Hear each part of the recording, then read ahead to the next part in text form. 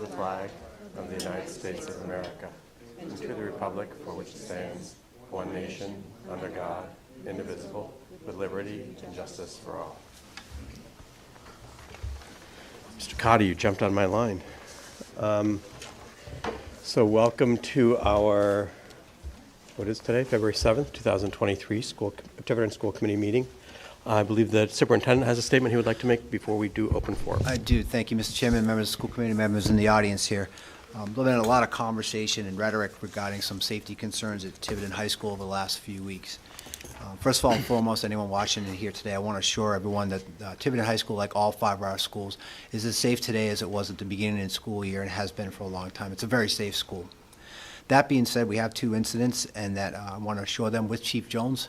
We've investigated these situations from inception to conclusion, every step along the way. It's a painstakingly detailed process, but we've completed that.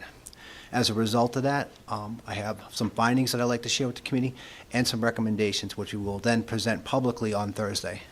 With that being said, I believe until anyone hears the findings and the recommendations, anything that anyone say tonight would be out of place. You have to hear the recommendations. You have to hear the findings to understand the situations. Thank you. Okay, thank you, Dr. Sanchioni. So we have 2 people signed up for open forum. I just want to remind people who would like to speak in open forum to start by stating your name, your address, and you cannot speak about personnel, litigation, or negotiations. This is by policy of the school board, and you each have 3 minutes. So the first person signed up is David Faria. Mr. Faria. Good evening, everyone. My name is David Faria, 336 Main Road. I wanted to introduce myself to the school committee. Some of you know me. I'm actually the new theater director here at Tiverton High School. So I wanted to take this opportunity to actually share some good news. We recently wrapped up our first production of this year, a play called Puffs, which takes place in a relatively familiar world of a certain boy wizard. And I wanted to report to you that it was very successful. Bear with me, I like to read from something because I will ramble for more than 3 minutes. I just wanted to basically state publicly that I am so proud of the over 30 students we had involved in this production. Now keep in mind, this was a play, not a musical. And we had roughly about 150 people per night. Yes, in an auditorium of 500, that's not ideal. I would have loved 500 a night, but that'll be next time. But to see that makes an enormous difference. I came into this not knowing whether or not we could do a musical because we didn't have enough money to do a musical. Musicals are increasingly expensive. But the show ended up gaining to our little theater group that could almost $5,000. So kudos to all of those students. Kudos also to families for allowing us to work as hard as we did because, multiple night rehearsals and so forth. I also wanted to make certain that the public is made aware of the support that not only the students get, but myself as both a parent, a member of the community, and somebody who had to jump in after somebody who had been doing it for over a dozen years here at the high school. That's pretty daunting. Because there are certain ways that people do things, and I work very differently. I have a very unique background, but I wanted to state publicly how important it was to feel supported from day one by both Ms. Craven and Dr. Sanchioni, and how important it is that people understand that in order for something big like a theater production to occur, all hands need to be on deck. That's from the student pushing a broom across the stage to facilities being here to turn the lights on. So it's just very important that in this world that we're constantly always learning about the bad news, that we celebrate our victories. And finally, theater is huge for someone like me. I was a theater kid. I started doing theater at 14 years old, 30 years ago. Theater saves lives. Programs like theater literally are a home for kids who sometimes feel like they have nowhere else to go. So the fact that we honestly doubled numbers from last year. I remember coming to the one production they did last year. There were roughly 15 kids there, which was great. Those kids were excellent, hard workers. The fact that we had over 30 students actively participate is huge. And my last point, and this is, I'm a former teacher in not a past life, 10 years ago. Putting on a production is the ultimate project-based learning, where everyone has a part to play. to contribute, whether you're an administrator, a teacher, a school committee member, a parent, a student, or a member of the audience. We learn to work together to make these years here at THS all the more memorable.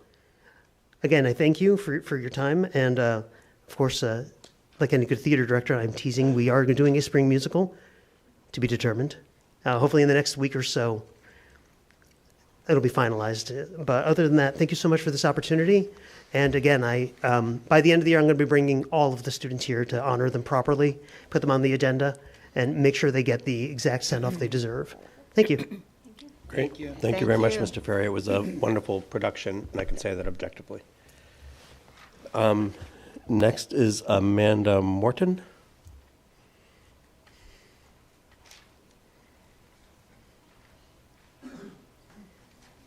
Hi, my name is Amanda Morton. I live in Little Compton, and I have a child who attends here at Tiverton. Little Compton pays for her to come. So I just wanted to come in front of you guys and ask that you guys take into consideration the fact that the things that have occurred so far this year at the school with lack of notification to parents. I'm asking that you guys take into consideration about what the consequences are going to be for this upper staff, superintendent, principal, as far as the way everything was handled last week. We received an email on January 10th about the bomb threat, and in that email said Tiverton Police Department will continue to increase presence within our schools as the safety and well-being of our students is always our #1 priority. And then not even a month later, this kid was able to walk into the school. So I'm just asking that we figure out what's going to happen, because again, I chose for my daughter to come here and my other daughter, because this was a school that I went to and my husband went to, and fought for Tiverton so my daughter could come here, and I kind of feel like, you know, this shouldn't have happened. So that's why I came tonight, to make sure that you guys are aware and to know that the parents, you know, we want to see something be done. Thank you.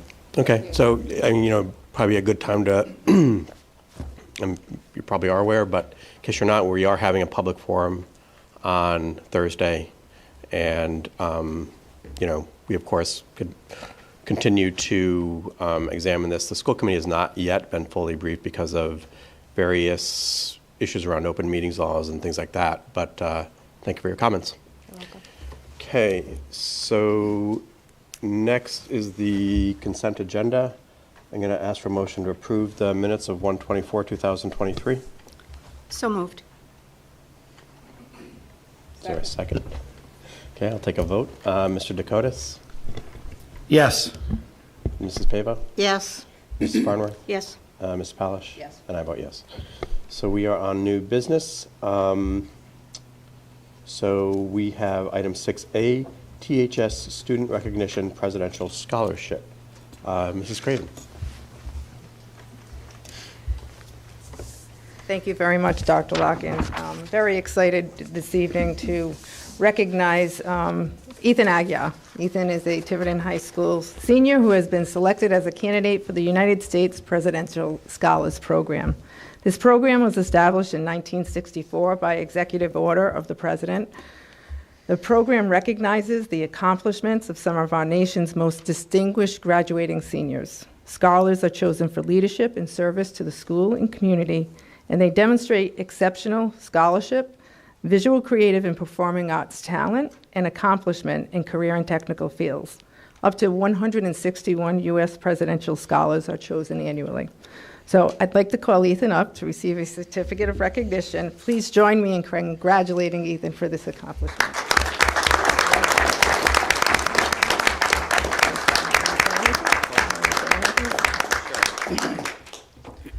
Thank you, Mrs. Craven, for your kind words, and thank you to all of you for recognizing me here tonight. I certainly consider it to be one of the greatest honors of my career as a student to have been even nominated for the Presidential Scholarship Program, a program that, as she mentioned, has been honoring America's young scholars for decades. I view it as a privilege to represent Tiverton as one of these scholars. And I'd also like to say that while the nomination is meant to recognize my merits as a student, I believe that it equally reflects the quality of the education I have received these last 12 years in the Tiverton school system. So I'd like to thank my teachers for their help and support along the way. Thank you.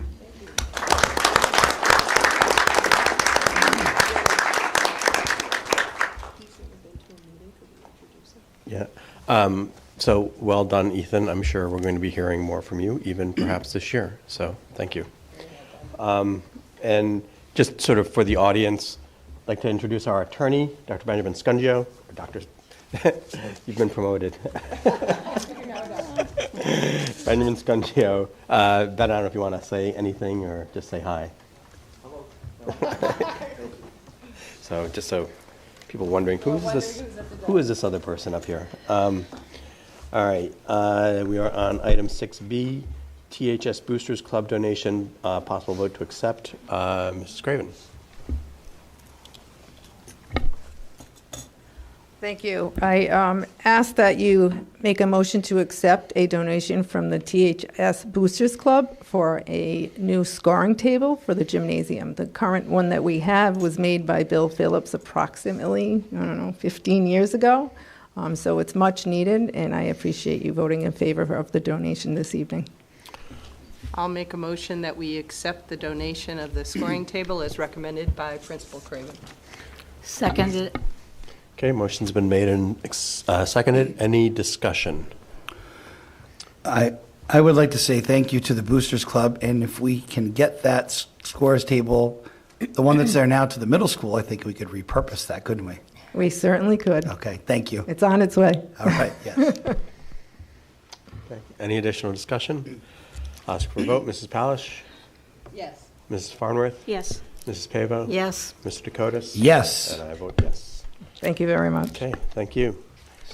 Next is item 6C, approval and vote on adding extracurricular programs at TMS for track, baseball, and softball, contingent on annual funding. Dr. Sanchioni. Thank you, Mr. Chairman. As you are aware from last year, you approved the middle school to have a spring track team, softball team, and baseball team. That was on a 1 year only. We're bringing it back to you again this year. Student participation is high in all three events. Again, we feel that we're capable of raising the funds necessary to conduct these three programs, and we're asking you to consider voting it in perpetuity, always contingent upon funding. I've provided you with a cost estimate for all three programs there and a request for your approval this evening. Can you ask for a motion to approve, to open the discussion? So moved. Is there a second? Second. Okay, I'll open the floor to discussion on the part of the committee. Mrs. Farnworth? Thank you. I'm in full support of approving track, softball, and baseball on a permanent basis. I do have concerns over making them contingent upon fundraising and other efforts. I think that if we are going to offer programs on a permanent basis, that the operational needs of those programs should come from the district's operating funds.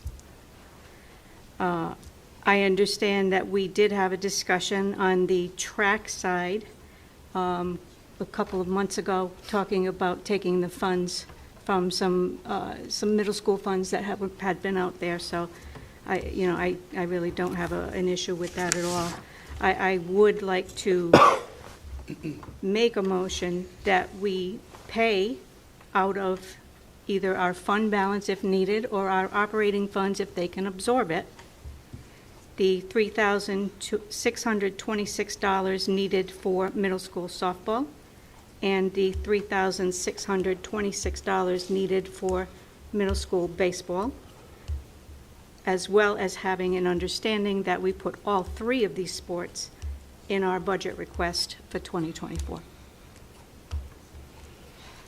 Okay, Mrs. Palish? We need a second to a motion. Did you make a motion? It was or- long-winded, but yes, Okay, so that's actually an amendment to the original motion. an amendment to the, So you need to make an amendment. Can you restate your amendment to the original motion? I would like to make an amendment to the original motion that was to approve and vote on adding extracurricular programs for TMS track, baseball, and softball contingent on annual funding. My amendment, I'd like to make an amendment that removes the contingent on annual funding and instead accepts the funding for 2023 for track to be paid from middle school funds, and to have the $3,626 for middle school softball and $3,626 for middle school baseball be paid from district funds, be they fund balance or operating funds, whichever it is available. Okay, and that we then include it in our annual budget And that we request. also include it in our annual That's- budget, all three sports moving forward. So, okay. So the amendment is to, just to be clear, for, I guess, everybody, including myself, who may be the least clear, is that that the motion is not contingent on funding, but that for this year, we are funding it out of fund balance, and that we then include that as part of our annual request. That's correct. Okay, got it. So a motion has been made, a motion now has been made to amend the original motion. Is there a second to the amendment? I will second. Any discussion on the amendment? Mrs. Polish? I'm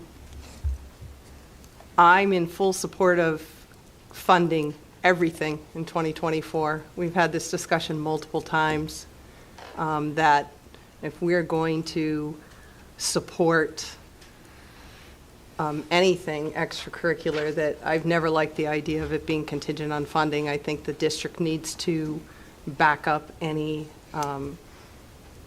extracurricular sports mock trial, whatever it is, within our budget. I, however, would be in favor of doing that in 2024. My reason is there's a lot of things we did not fund in 2023. We received a whole list of them just recently, and I don't think it's fair to those organizations to now be picking and choosing these guys as winners and paying this out of fund balance when we did not do that for others. So I will vote against the amendment, but am in all favor of paying for all of these as part of our budget going forward. Okay. Mrs. Pavo? I have nothing. Mr. Dakotas? Sure. What I would say is someone that was in support of doing this last year, that any funding that we're getting now from donations could be sorely used to keep putting into the middle school infrastructure. If the school department was to pick up the coaches' stipends, the umpires, and the transportation, the money raised from donations could finish out. For instance, we still don't have benches at the middle school. Girls sit on folding chairs. So there's more work to be done. So in my estimate, that those monies could be used at the middle school to keep up and to keep building what we need on the baseball field and the softball field. So that would be most helpful. Okay. I don't actually have any particular comments, so I'm going to take a vote on the amendment. This is the amendment to the original motion. The amendment is basically to pay for these sports at a total of about $10,000 or $10,072 if I did my math right. But Dr. Larkin, no, track's already been funded from other sources. We approved that. Oh, that's right. Okay, so sorry. So 7252, something like that? I think actually I did that right. Yeah, so $7,252. That is so to pay $7,252 out of the fund balance for softball and baseball, and to include that as part of our ongoing budget request starting in 2024. That is the amendment to the original motion. I'm going to ask for a vote. Mr. Dakotas? Yes. Mrs. Pavo? Yes. Mrs. Farnworth? Yes. Mrs. Palish? No. And I'm going to vote yes. So the amendment carries 4-0, 4-1. So next is the original motion. I'm going to ask for any other comments from the committee. Mr. Dakotas? No questions. Mrs. Pavo? I have no questions. Mrs. Farnworth? I have no questions. Mrs. Palish? Just making sure I know what the original motion is, simply to add these Correct. four, okay, thanks. And it's now been amended to include paying for softball and baseball out of the fund balance. Any comments or questions from my members of the audience present? Okay, I'm going to ask for a vote. Mr. Dakotas? Yes. Mrs. Pavo? Yes. Mrs. Farnworth? Yes. Mrs. Palish? Yes. And I vote yes. Just sounds complicated, I know. So the motion passes 5-0. We are now up to item 6D, discuss special education region possible vote. Dr. Sanchioni. Thank you, Mr. Chairman. As the committee's gone through the last couple of months receiving information about Tiverton dissolving itself from the Newport County Regional Special Education Program, we provided you with a financial impact statement. We provided you with an educational rationale and a programmatic review. We've had that form at our last meeting. We've heard from the community. We've continued to analyze this, both Ms. Krager and I. We still believe it is the best educational program for our students to return here to the Tiverton Public Schools. So I ask your consideration tonight to vote to remove the Tiverton Public Schools from the Newport County Regional Special Education Program. Thank you, Ms. Krager. Dr. Larkin, Ms. Farnworth. I'd like to make the motion, if that's okay. Okay. I'd like to make a motion that we approve the removal of Tiverton from the special ed region contingent upon an agreement between the superintendent and the school committee regarding administrative positions, and a full plan for how the transition academy will be managed in the future state.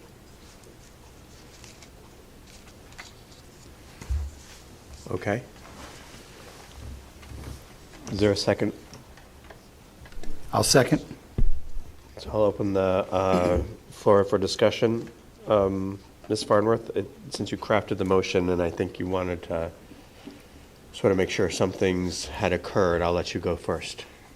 I do know that we have in executive session, as we were talking about the dissolution potential, that we were given some very specific lists of positions, and while I fully support bringing over every single teacher and support person involved with direct student care, I still think that we have to have further discussions over the administrative positions and how many of those will be approved. We haven't gotten to that point yet, and that's certainly not on the table here this evening.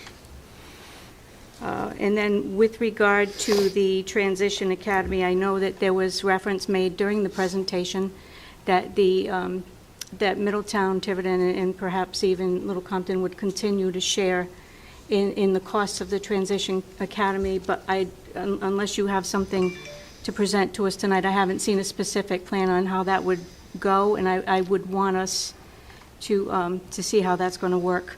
I don't know if there's going to be any legal costs involved, any structure that needs to be put together, looking to understand more about that, but other than that, I don't have any objections.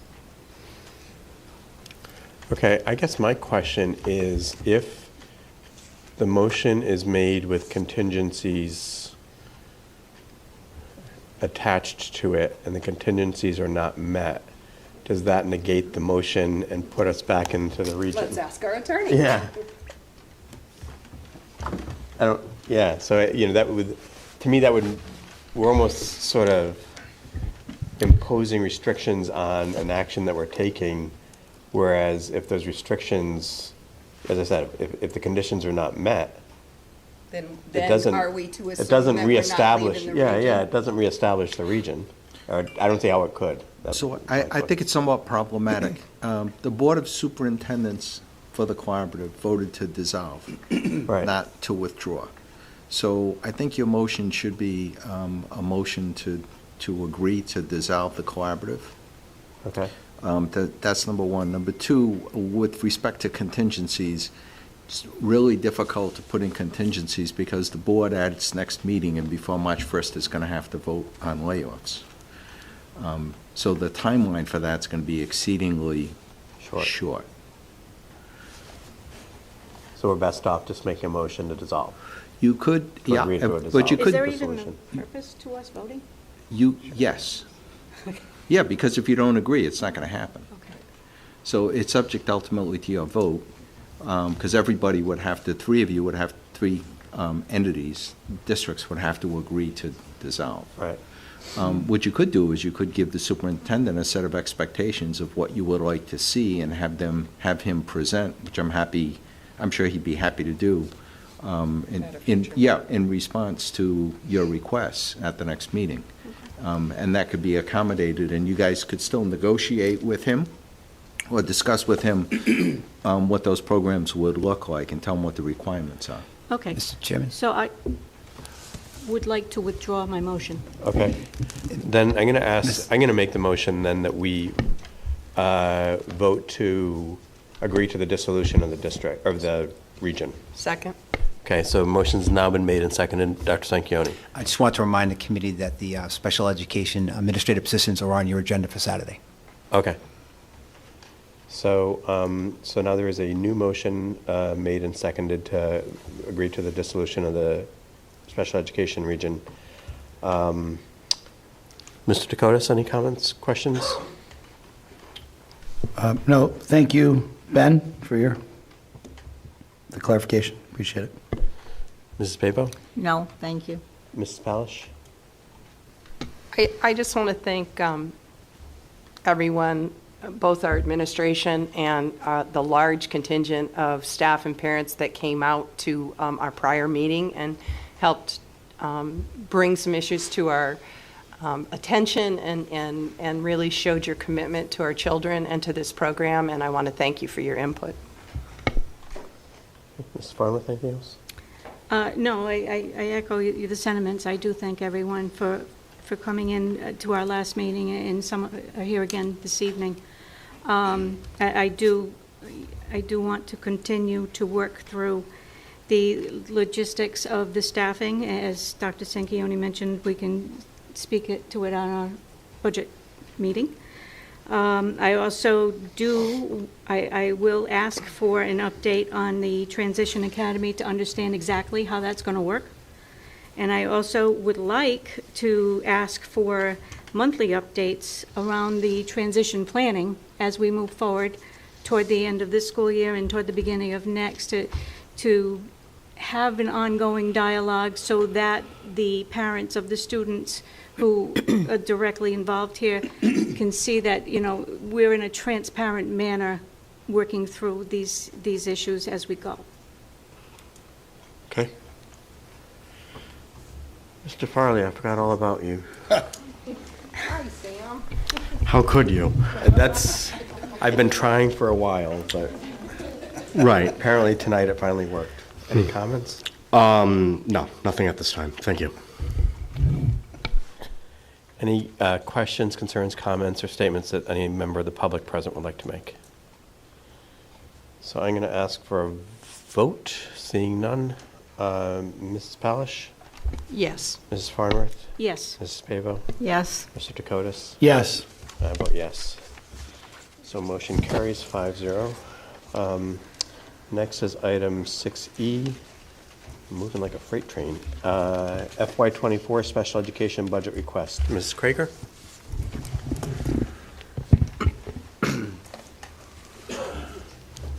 Thank you, Dr. Larkin. In building the 24 special education budget, I did so with the assumption that there may be a dissolution. So this presentation looks a little bit different than it has in the past several years.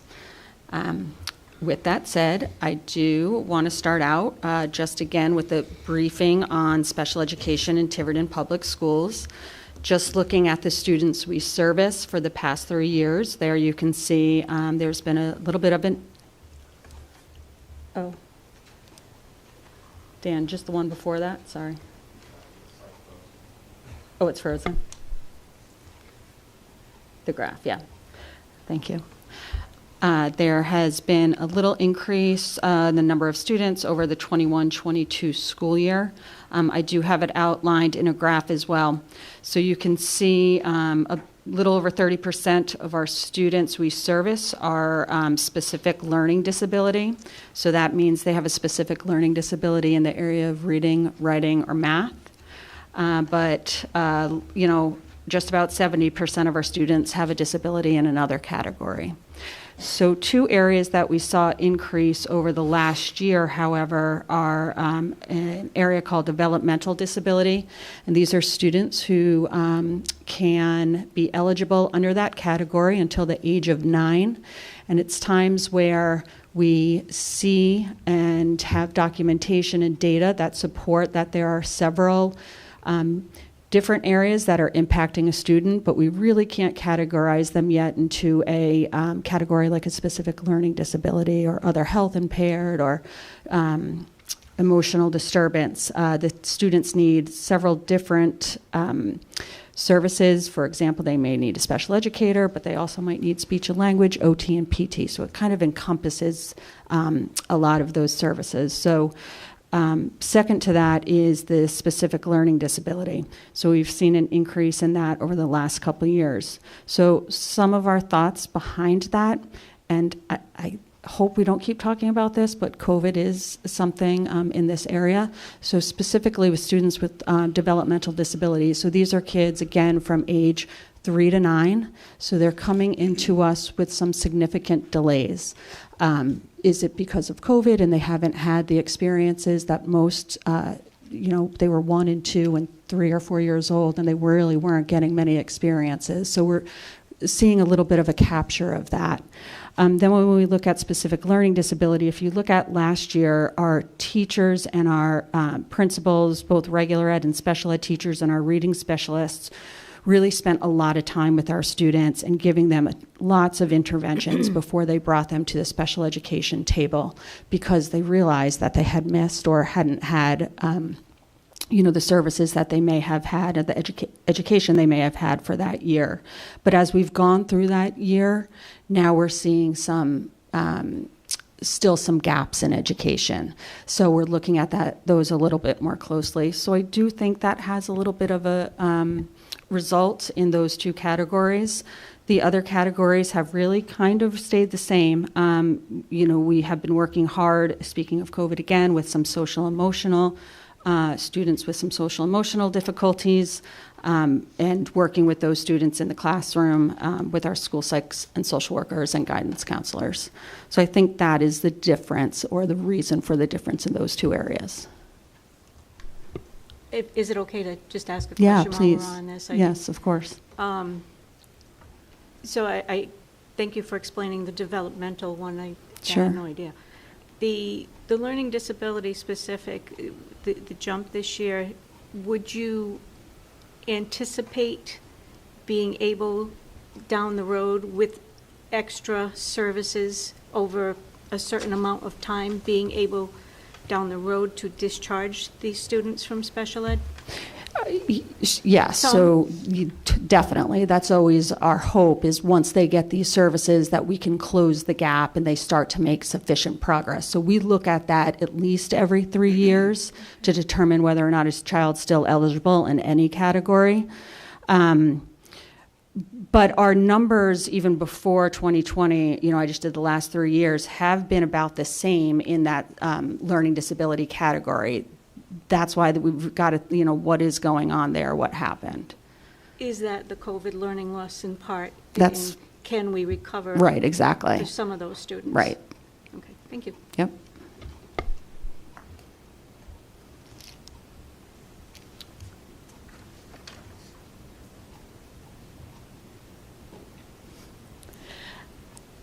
Some trends that I just wanted to highlight, and those are all pictures of our students there that the teachers and kids have shared with me.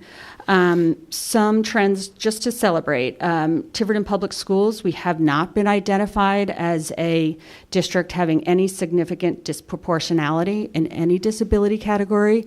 And what that means is that when we look at over-identifying students in certain disability categories, students of color, students, ELL students, students of low income, we really kind of desegregate that data, or the state does. And oftentimes that's even more difficult when the number of the students in our community is already low. So that is definitely something to celebrate for a small district. In 2020, Tiverton Public Schools had 86.7 of students with IEPs graduate from high school with a regular diploma, and that is higher than the state average. We didn't have any students with IEPs drop out of the high school. This is like a big celebration for our teachers at the high school, both regular, both special education teachers, and the administration. They are creative. They came up with creative ways to support students, both academically and social emotionally. So Sarah, just a quick question. You used the word target. Is that the state average or the state target? So the average could actually be much higher than that. Correct. That's the state target. Sorry. So, Did I say average? so we actually have a high number. We are beyond the target. The Exactly. average across the state Correct. is probably lower. Little bit because less. Yeah. We're raising the average so much. So, Very true. okay. And And then- similarly with the IEPs dropping, Yes. kids with IEPs dropping out of Yep. high school. All And right, then good. Great. equally as exciting is 100% of our students with disabilities were employed or enrolled in a post-secondary school within 1 year of leaving high school. And then as of 12/2021, we only had about 0.40% of our students with disabilities that were serviced in a separate school or hospital or homebound instruction. And you can see there that it is the state average, the rate of 0.88. So we are below that average as well. So we're servicing more of our students within Tiverton Public Schools. That's good.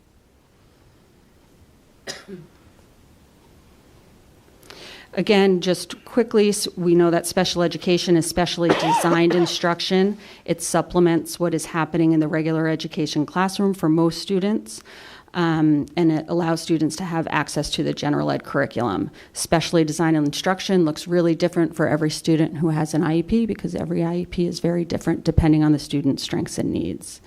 We offer children a free, appropriate public education, and of course, we develop the IEP based on those unique needs.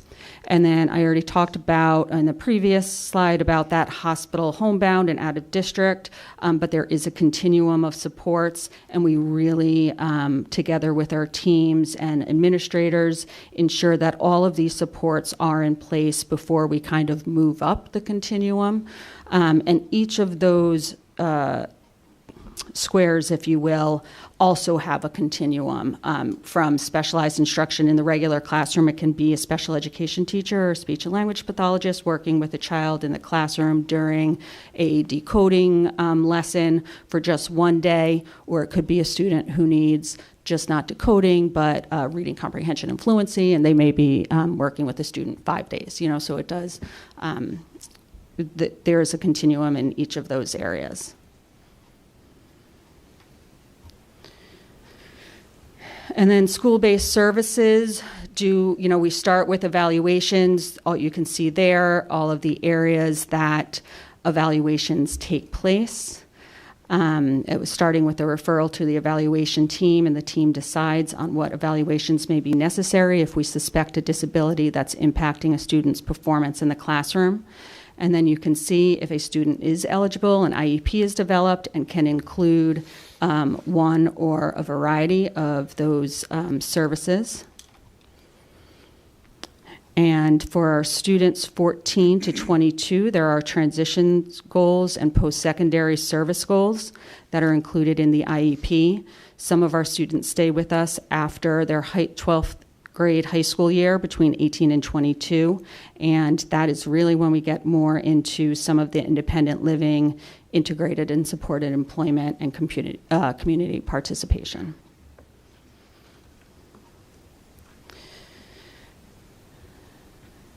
So now that we know all what special education looks like at a kind of high level in Tiverton Public Schools, we do have students that do require services, and their least restrictive environment is in and out of district placement.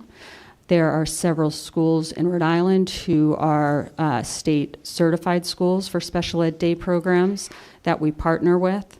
So you can see there the number of students who have been in out of district placements over the past 5 years. You can see variation as well in the total amount of what that out of district tuition costs. We did have a little dip over the last school year. And you'll see on one of my next slides what we are predicting for the next school year, so we can place that as part of our budget. Those dollar amounts change for several reasons. And just to remind you, I think I brought this up last year, the tuition increases each year pretty much in most of the out-of-district schools, so that we take that into account. But not only does that happen, sometimes students require a really high level of support in those schools as well. So they actually might need a behavior specialist on the bus, a one-to-one behavior specialist at the special ed day school where they may be receiving their services in a classroom of 10 students, and then again may need a one-to-one on the bus. So that would be a tuition that is higher than a student who may be attending the same school and not need the extra one-to-one support.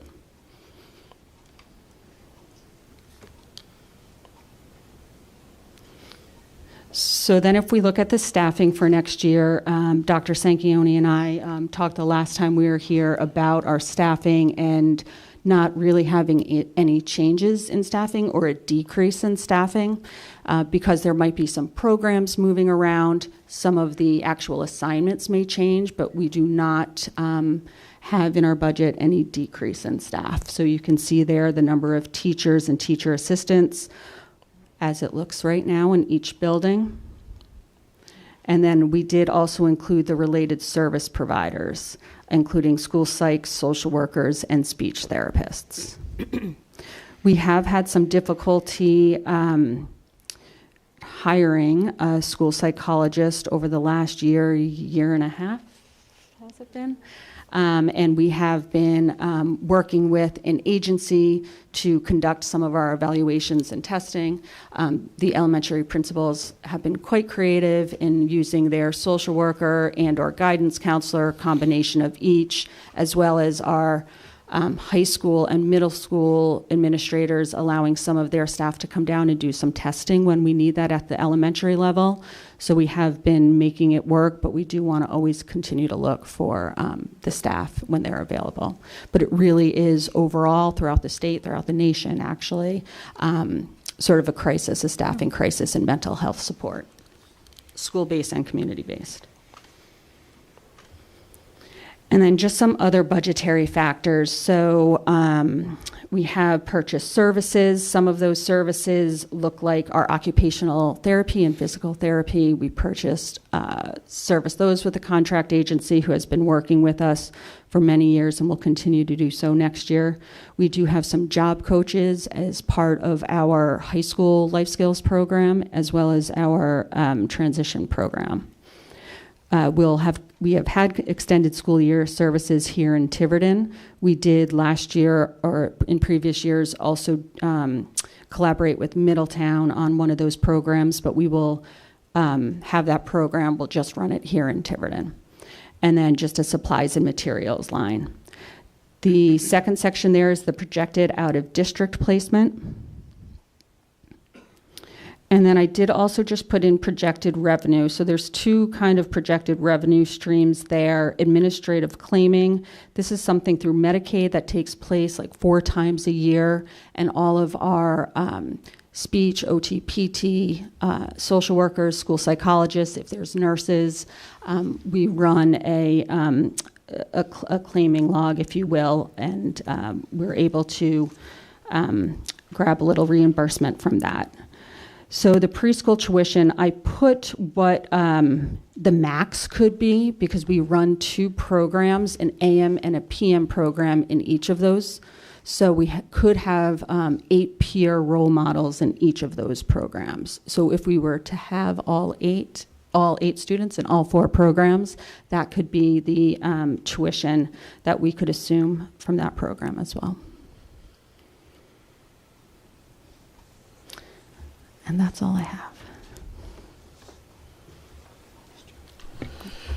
Thank you, sir. I'm going to open up the floor to questions from the committee. It's not a subject of, there's not an item on we're voting on. Ms. Palish? Thank you very much, Sarah. Just a quick question, because we're bringing this back into the district, so now I would think the state laws are a little bit different. You mentioned purchase services and, preferred contractors. Is that something we're going to have to bid for now, because that's now a school? Yes? Yes. Okay. Just because that's a little bit, that's a shift, because, now that it's part of the district, we have bidding requirements. So that just popped in my head that while they may be preferred contractors and we've worked with them for a while, we are going to need to go out to bid.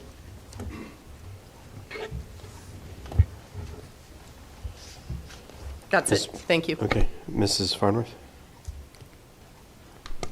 And I may have missed this when you were going over it. I apologize if I did. We do see a projected increase in out-of-district tuitions for next year. Are you projecting an increase in the number of students, or is this strictly tuition increases? That is strictly tuition increases, because what happens, Mrs. Farnworth, we have students that are in 12th grade and will be leaving us. Mm-hmm. So if there's 4 or 5 students who are leaving us, we kind of keep those placeholders based on what that has looked like over the past 3 years. So it is based on the number as well. So it is both. Okay. Yeah. Thank you. Mrs. Pava? No questions. Mr. Dakotas? No questions. I don't really have any questions. I just have a comment, which is going to sound sort of familiar. If we just look at the 5-year historical out-of-district placements, in 2017 and 18, it went from $2 million around that to $2.5 million, which is, a 25% increase, but we're never really allowed to increase our budget by more than 4%. So, this remains a perennial problem for every district that we just need a legislative fix to this, and that, we have to get back with our legislative delegation about when they're actually going to come. But I think that's, that and the fact that there's no district in this state that should actually have any kind of a decrease in its state aid. They have to find money somewhere else, because it's ridiculous. Because unfortunately, I think we're right now slated to lose state aid. So, yep. Any comments or questions from members of the public present or any of our administrators present? Just make sure the mic is on, and just please state your name and address. Hi, Donna Lillette Troopy, 408 8 Rodway, Tiverton, Rhode Island. The question I had, I just heard you state that you haven't hired like all the professionals you need, the psychiatrists, the psychologists, and all that stuff. Where's the guarantee that you're going to have the amount of people in place that these special needs kids need? I'm not sure I can say that there is a guarantee. There is a guarantee that we aggressively look for professionals. We do, like I said, try and use even agencies. We have even done some virtual sessions, not ideal, but we are really working with a crisis. So we're doing everything we can to be creative and in a crisis, look aggressively. Tiverton's going to disband from the region and go on their own, and there's a crisis going on, where with the other agencies, psychiatrists, whatever, that we could ascertain, right, for services that we use now, or am I wrong? No, we're not losing any school psychologists or social workers by dissolving the region. I think the crisis is going to affect us regardless of whether or not we're in the region or not. The crisis is actually national. And it's not just in special education. It's in teaching in general. It's in staffing. It's in losing superintendents, losing school committee members, I think, sometimes. So, it is unfortunate that not only has, I think, COVID sort of done a job on the professional staff of education, but frankly, the political environment we are in right now has done a job on the professional staff of education. In Rhode Island, we're relatively protected. If you look at what's going on in other states, need I mention Florida or some other places, it's pretty bad. So it's not that we don't want the people or that we won't ultimately have the funding for the people. It's difficult to find them. If I'm speaking out of turn, let me know. Thank you. Another concern I have also is you're going to hire whatever staff to work here in Tiverton with the children. What happens if you run into that too? And you're taking on more kids now, but you don't have the staff involved? Because there is that crisis out there. People are not applying for jobs. What do you do with special needs kids if you don't have enough professionals here to work with them?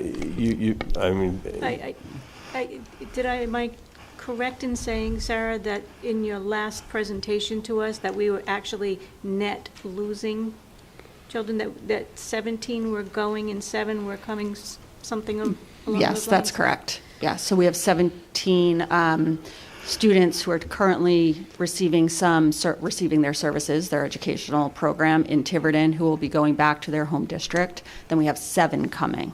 So it's a net loss of 10, loss. so not an influx. So the dissolution of the district actually reduces the number of children that we're servicing. However, it is important to keep in mind for all of us, every citizen, every taxpayer, that the special education needs defined by the child by law, and that's how it should be. It is possible for a community of 50 children to move into Tiverton that we would then be obliged to service. And what would be our answer to that? I don't know. Be creative, really, and is one of the first things you would always do, and our staff is always very creative in trying to solve some of these problems. But they are obstacles that we face. I have one last question. Sure. Actually, something you addressed with the kids in hospitalizations and all that. I brought it up last meeting. My granddaughter was hospitalized. Tiverton was supposed to provide a tutor for. It happened for a little while. She's back in the hospital. Nothing from Tiverton. She's getting no education. So I'm worried further down the line what's going to happen. You're not doing it now, and you're going to take it all over. What's going to change? Do you get what I'm saying? She's not getting the services that were in IEP now. Yeah, so I know, and I think I said last time too, I definitely want to address that, but I think we should address that at a meeting with the professionals, her team around too. We already had that meeting. I made phone calls and everything else. Okay. So and nothing's been done. And I asked the board to go over that because that's something going on now and you guys are going to take it over. So if it's not resolved now, what's going to make it any different when Tiverton is on its own? So again, in this case, it's that case is not going to, there won't be a result of Tiverton not being in the region in regards to that singular case.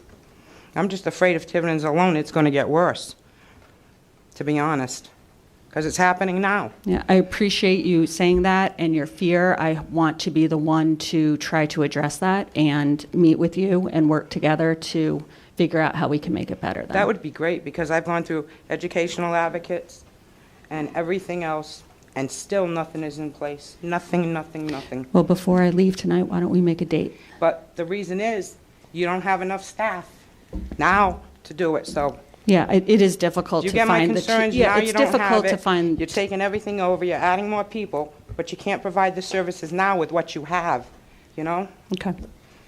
Thank you. Thank you very much. Thank you. You're welcome. Thank you.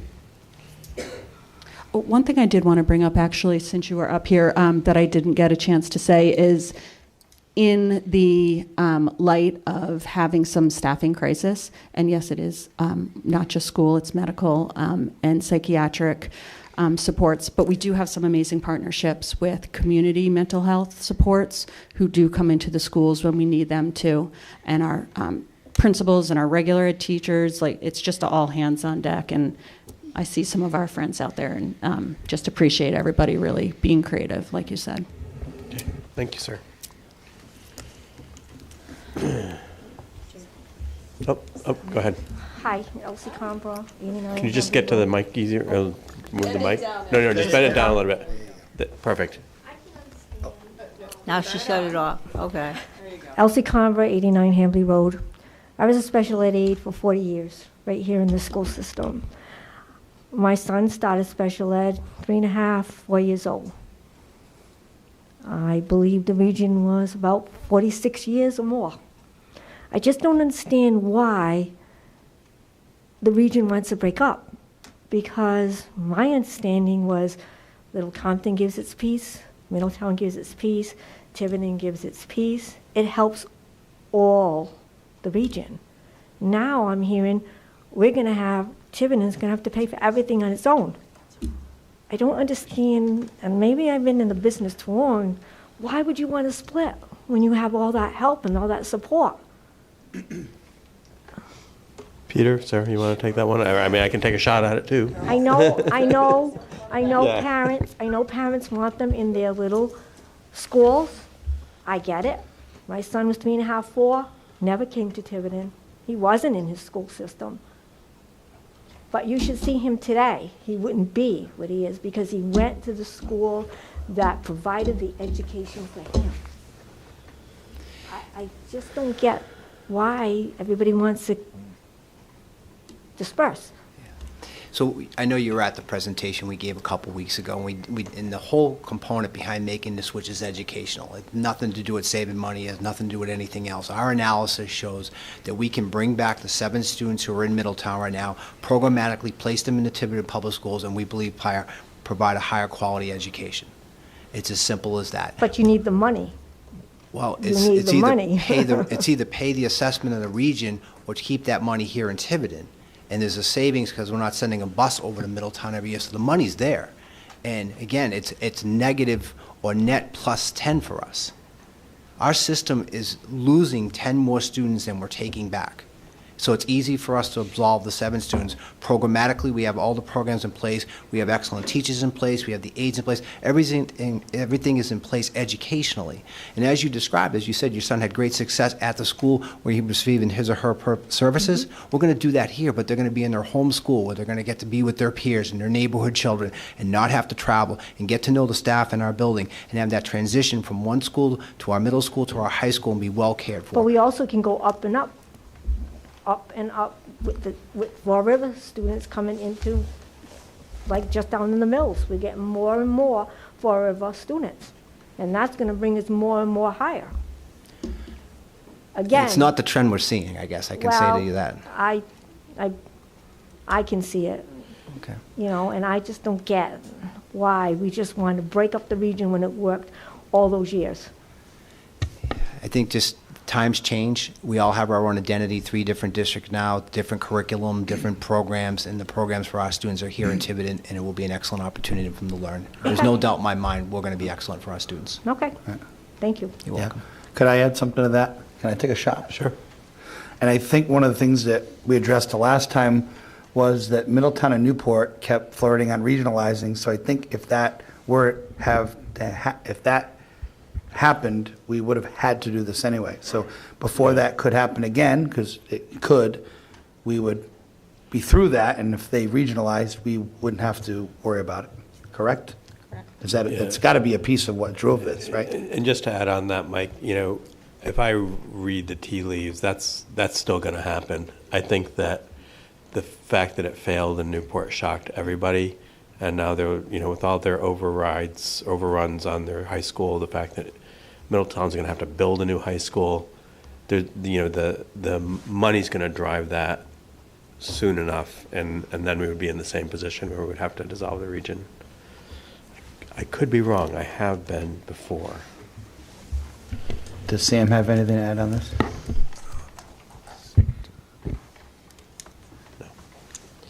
All right, so what time is it? I'm going to move to item 6F, FY24 technology budget request. Mr. Andrade?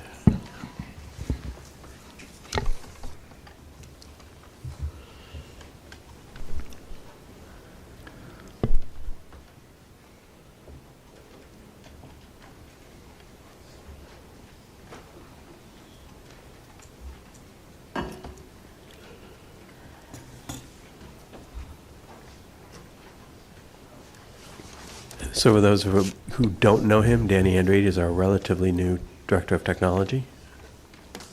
Coming to the podium. Hello. About to take a swing.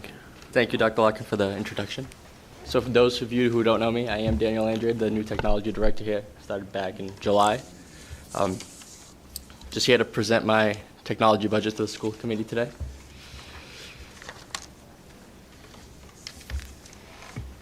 So first page of my slide is just our index of the accounts that we're going to go over today. So the first account would be the technology-related hardware account, and then we have the educational software overview, web-based instructional programs, and supplemental web-based instructional programs, and lastly, our leases, memberships, and subscriptions.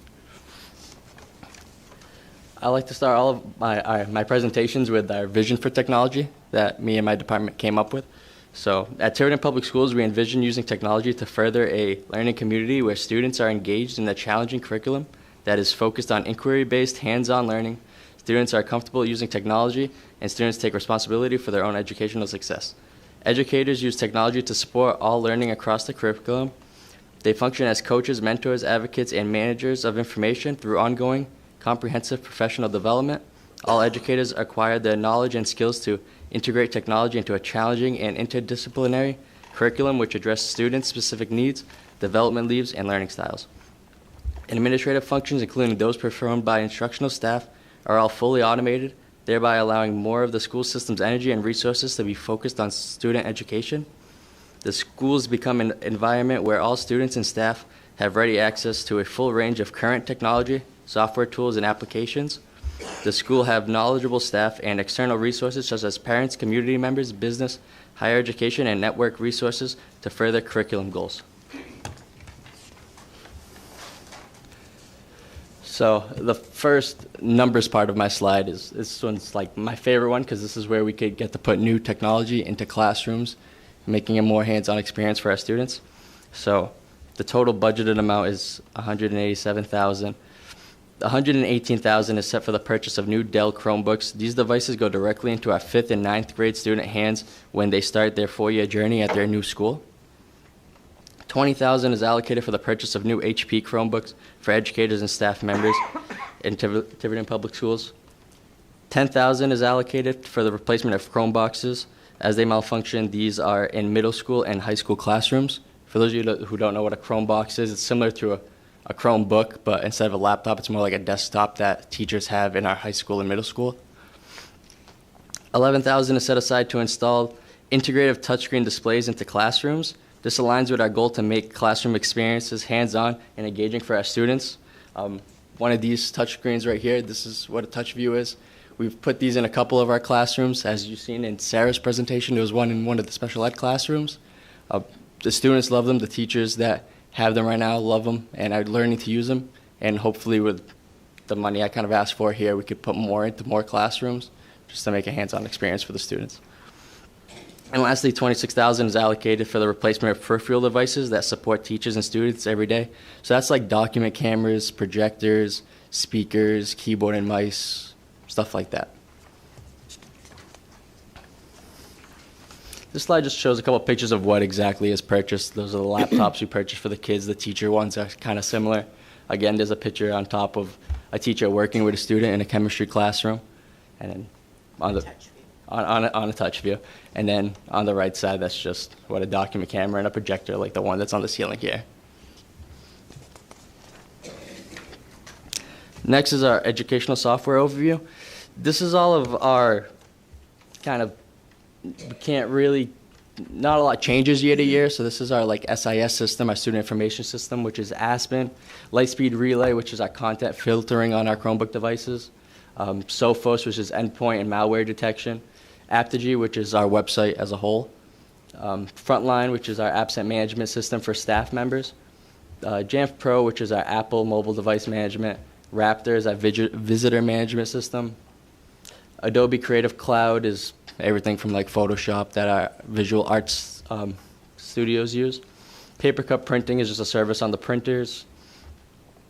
Incident IQ is how we manage our Windows and Chromebooks device, similar to Jamf Pro, but Apple has their own thing. And then G Suite and Microsoft, that's just our licensing to have our email and our Active Directory and everything.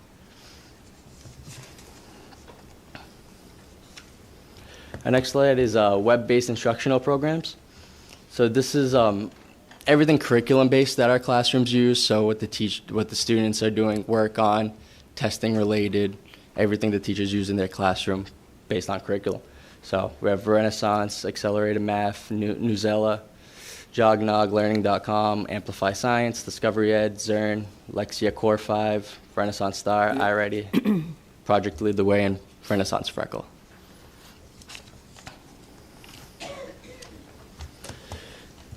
Our next slide is web-based supplementary instructional programs. So all this stuff on the left side is covered by IDA. So that is stuff that our special ed department uses that is not funded by, pretty much, right? It's not. By the operating budget. By the operating budget. So that's BoardMaker, Cricut Software, DocuSign, iExcel at the high school, iExcel at the middle school, News to You, Prolog to Go, Reading Plus. Then the stuff on the right side is stuff that the technology department pays for, and that's just other supplemental stuff like Zoom, we use for these school committee meetings. And then School Spring is what we use for hiring. Be Safe and MindWise are both suicide prevention programs that we run at our middle school with our gym teachers. Pebble Go and Edpuzzle. Our next slide is leases, memberships, subscriptions, and other services.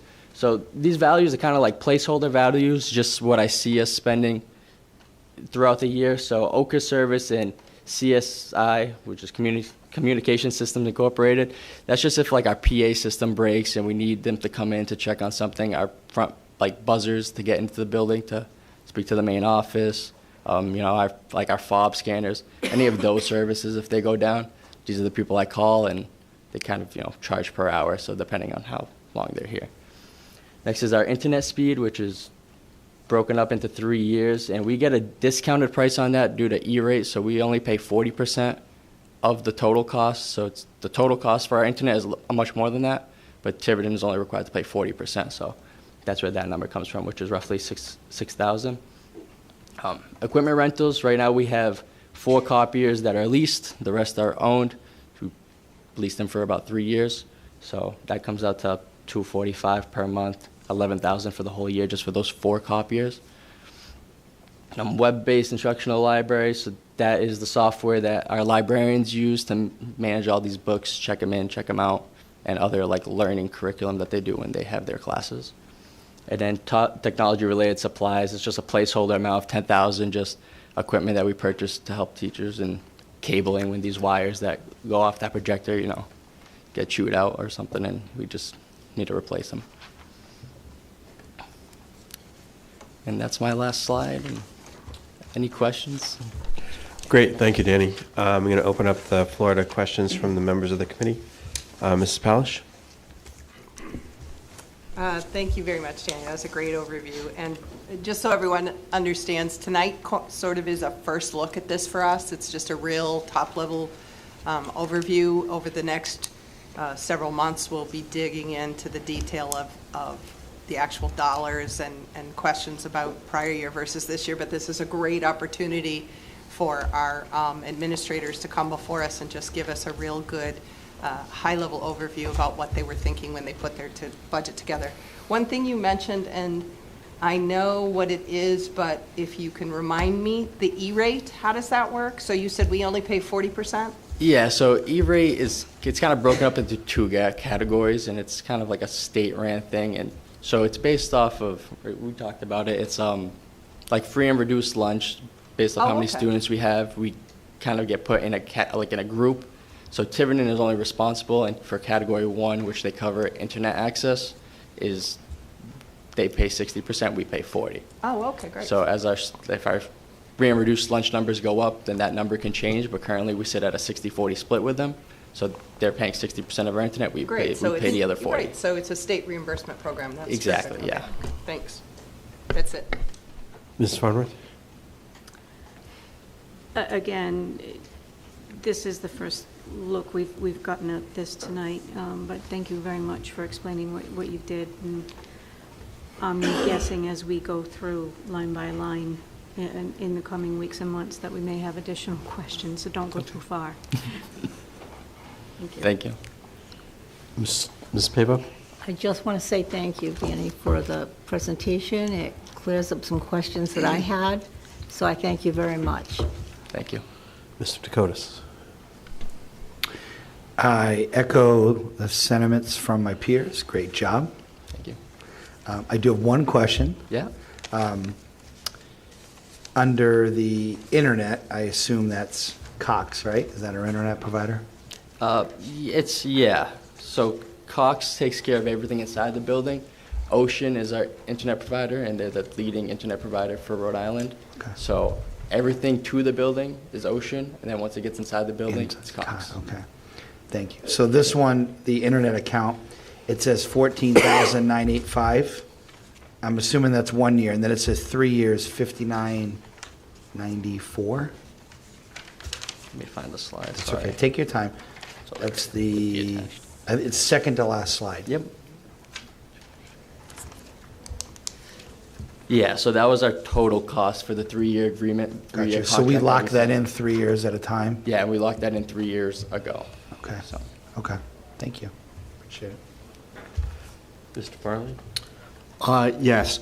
So, a bit of an epidemic in the high school. Not really sure if it's a problem in the middle school, but I would assume so, is broken Chromebooks.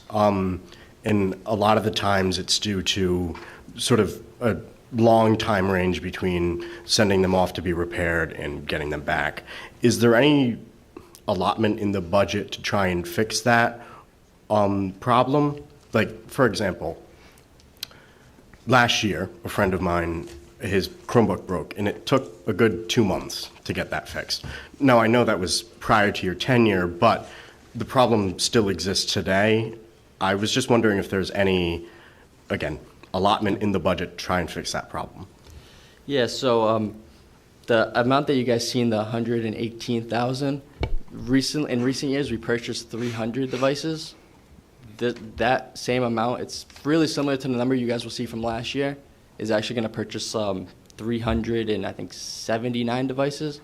So we will have another extra 79 devices on hand for roughly the same price. I got a good rate from Dell on that. So hopefully it'll clear up some of those issues. And, you know, when we had our goals meeting back a couple months ago, kind of talked about our recirculation plan for that. So we take the old devices from seniors and we kind of reuse those when necessary as loaners, as you know. And then we try to fix as many as we can as possible. But that's kind of our plan, is to get more devices so we have more on hand to replace. And then we fix these all in-house because they lose their Dell warranty after 2 years. So, I mean, we do the best we can. We're trying to purchase more devices to have more on hand for our students. Yeah, every student gets a loaner when they need one. There's not a student in any of our schools that doesn't have a device at all times. It's just it may take a while for their original. It might take a while for their original to come back. Stickers and all that stuff on them. Okay. Anything else? No, just wanted to check in on that. Okay. Any questions from anyone present from the public or any of our administrators? Okay. Hearing none, we'll move on to item 6G, the transportation budget. Ms. Roderick? Thank you, Dr. Larkin. I'm just going to give Dan a minute to put it up on the screen, please. Sure, it's good news. I beg your pardon? I said, I'm sure it's good news. Sort of. Oh, okay. It's all relative. I'll leave it at Springs that, eternal. and then I'll elaborate. They're giving us all the money back? You can go to the next page. That's just the cover page. 8% increases. Good news. Yeah, they're cutting the costs. Okay. So this is, the format should look familiar to you. I think this is the third or fourth year running, providing a historical look at the expenses for transportation, as well as what's budgeted in the current year and a projection for the following budget year. You can see the numbers. I don't think I need to read them to you. However, you'll notice that across the board we have an 8% increase, and that is based on CPI, the Consumer Price Index, and that is built into the contract. And we can certainly go back to this slide if you have any questions, but Danny, if you could do me a favor, go to the next page. So I wanted to show you what the calculation was, and it comes from the Bureau of Labor Statistics. So from the December of the current year versus the December of the prior year, we're actually calculating the percent change. And so I provided down below the actual annual CPI by month as well as for the year, and then the difference between the two divided by the prior year amount gives us 8%. Now, that is ugly. However, I guess one of the benefits, and I use that word loosely, is when we use the CPI for all urban consumers, not seasonally adjusted for all items, that's sort of like the general CPI. There are specific CPIs for different industries. And in our contract, we calculate it using sort of the general CPI. The specific CPI for calendar 22 for transportation was over 15%. So there's your good news. It's relative. It's relative, right? So,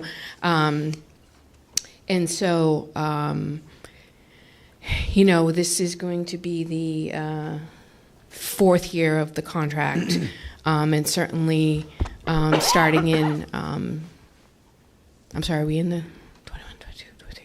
Yeah, so 24 will be the fourth year of the contract, but when we go out to bid, we'll have to strategize more about how we calculate the cost increase, or if we're going to extend the contract. Straight out of the gate, I don't know if you recall the sort of painful analysis that we got, that like straight out of the gate, they wanted 8% a year for the first 2 or 3 years, and we were able to hold it to a minimum amount of inflation, which at the time was 1.7%. I guess I use this term loosely. Thankfully now it's 8%, but this is a national problem in terms of inflation, in particular with gas prices and things like that. So I have budgeted for 8%, and that's across regular education, special education, the students who go to some of the vocational schools, who go to some of the other private schools that we're required to bus them to. It's also for athletics, monitors, across the board. So I will leave it at that at the moment and open it up for questions. Okay. Thank you, Ms. Roderick.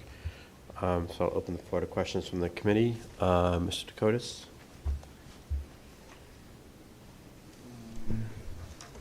Transportation is expensive. It never goes down, right? Never. Never. Okay. Never. So this shouldn't be shocking every time we have this presentation. No, but I think this also speaks to what we spoke about several years back when we did go out to bid, in that I'm not sure if this is something for the legislature or something. So even though we were part of a cooperative when we went out to bid with all of the East Bay communities, each community only got one bid. to me, that just is way too coincidental, and they basically have monopolies on the services. Even though we extend it, we forward it to other companies. For example, a year or two ago during COVID, we were having some trouble with some of our out-of-district placements. We were worried about statewide transportation and so forth, and we reached out to other companies, and they were, we don't have the capacity to service your area. So we are held hostage. But I think we need to be a little more strategic, me, the committee, knowing now what we know, a little more strategic in how we structure the bid process and what the increases will be going forward to our benefit, absent any major legislative overhaul of that. Sure, something else that hopefully legislature will look at. Hopefully. Because when you're looking, like Dr. Larkin said about the drivers, you have special education, only goes up. Correct. Transportation only goes up. These are the things we need legislature. These are budget busters. These are budget busters. These are the things that keep popping the bubble and we're leaking because we never know what it's going to be. And then we only have one bus company come back with a proposal, which, like you said, coincidental. And it was every community that we participated with as part of that bid process. Sure. Every community in the East Bay only received a bid from their existing provider. Right. So it's sort of like if you live in Tiverton and you want to have internet, you probably have one choice a lot of times, unless you have HughesNet. I don't know if anyone in the room has ever had HughesNet. The satellite. But it doesn't work well. It's not cheap. So we're just sort of caught. So caught. I want to remind people, I'm laughing, but I shouldn't be, that these drivers are real. We have no other choice. We're hostage. That's it. So again, it's all relative in terms of good news, bad news. So in terms of the contract that the Department of Education has with their provider, which happens to be First Student for statewide transportation, some communities had, ours is expected to go up between 8 and 10%, and I'm fairly certain we can cover the differential. But I did receive some emails from my RIASBO fellows, and some communities were going up 23%. Some of them were going up 15% straight out of the gate. And again, I don't know what those factors were specifically for them, but we did get an estimation of where we're going to land for this year, but also what they're anticipating. Okay. So if we get 8, we should smile and say thank you to somebody. Compared to your and grumble behind, but unfortunately we are handcuffed in this regard, and even if we had negotiated something differently, just in terms of cost increase or whether a 3-year versus 5-year contract, we're still stuck. Okay. And that I think, and the alternative that we had briefly mentioned about, like in terms of statewide and even potentially some in-house transportation with vans and so forth, the vans aren't available. And even if we had the vans, the drivers aren't available. And then there's the whole, the turnover, whether if we had special education students, do they need an aid, things like that. And none of which would come, I don't believe, any less expensive. Okay. I hope I've asked you all the questions on this topic. You can ask me as many as you like. For my whole group of peers. Thank you. Okay. Mrs. Pavo? I have no questions, but I agree with you. We have been held hostage by the transportation company for many years. And it's going to continue as long as there's only one provider. Correct. They're not just holding us hostage, they're holding all the communities in this area hostage. And the legislators need to get involved and try to help. That's all I have. It's like the 5 families dividing up their territory. Ms. Palish? No, same comment. You're getting an 8% increase, we have a 4% tax cap. The math doesn't work. I will say that in addition to our members of the General Assembly, we should perhaps through yourself, Mr. Chair, work with our Rhode Island Association of School Committee lobby I know that Mr. Duffy and our fellow school committee members, Diana and I just attended School Committee 101 a couple Saturdays ago, are very concerned, as is Ryasbo, about, these drivers that we can't control, and just their impact on the various communities. So if we could just, remember to partner with Mr. Duffy and Ryask as well on so many of these issues.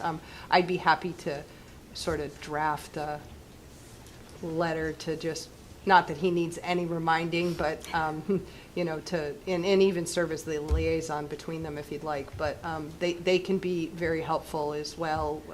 He testifies quite frequently up at the State House. Yeah, he does. Ms. Farnworth? I have no additional questions. I think everyone's covered all the bases. Mr. Farley? Nothing at this time, thank you. Okay. Any questions from members of the public or administrators? Okay, so hearing none, I'm going to ask for motion to continue items 6H, I, J, and 7A. I'll make the motion to continue new business items 6H, I, and J, as well as 7A. I'll second that motion. Any discussion? Yeah, Mr. Chair. Yes.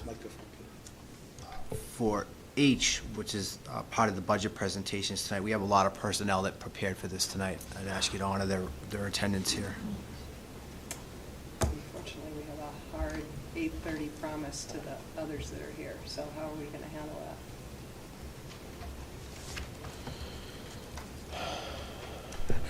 that? They're welcome to come Saturday morning.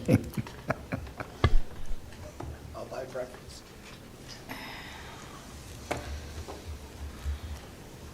There it is. Chris, are the other members that we're going to? You're all here. Yeah. Yeah, unfortunately. I apologize to you guys for,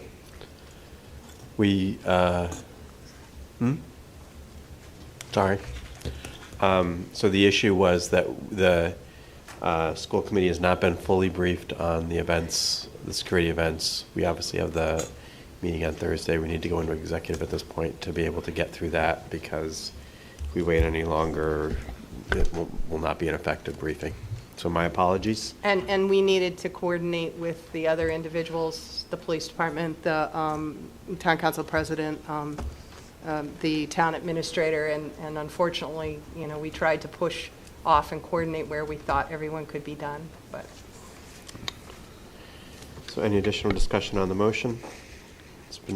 Was seconded? Was seconded. It was. I seconded it. So I'll ask for a vote. Mr. Dakotas? Yes. Mrs. Pavo? Yes. Mrs. Farnworth? With my sincere apologies to the staff, yes. Yeah. Mrs. Palish? I'll vote yes to, and again, my apologies to the administrators, and we are not making you come on a Saturday, so rest assured. Yeah. Unless you really want to. It is an open meeting. So, so just before, before we descend into chaos, I want to move into executive, and I also want to remind people that we have a meeting on Thursday at 5 o'clock in the high school auditorium from 5 to 7. The school committee is committed to having additional meetings if that meeting runs over 7 and/or there is a need on the part of parents or others who would like to come but cannot come at that meeting. We have our budget meeting on February 11th and our next budget, or our next regularly scheduled meeting on February 28th. And we need I need to hear from people when on a Monday or Wednesday, I think it's Monday or Wednesday, that the legislative delegation can come. We had put out the 15th, and it Can we didn't seem coordinate to- that via email? Huh? Can we coordinate that via email? If I may, Dr. Larkin? Yeah, it's a meeting. It's Yeah. really Monday. Just Mondays. Another email came saying they're back in session on Wednesdays. Okay. So Monday. All right. I am now going to ask for a motion to move into Rhode Island executive session under Rhode Island General Law 4246A. A 2 42465A2, negotiation update, Council 94. 42465A1, job performance, character, physical or mental health, teacher non-renewals. Rhode Island General Law 42465A1, job performance, character, physical or mental health, superintendent goals, safety briefing. I will make that motion. Second. Can I ask for a vote? Mr. Dakotas? Yes. Mrs. Pavo? Yes. Mrs. Farnworth? Yes. Mrs. Palish? Yes. I vote yes. We are now in executive session. We'll take 5 minutes to let people use the restroom. I'm going to communicate with the council members.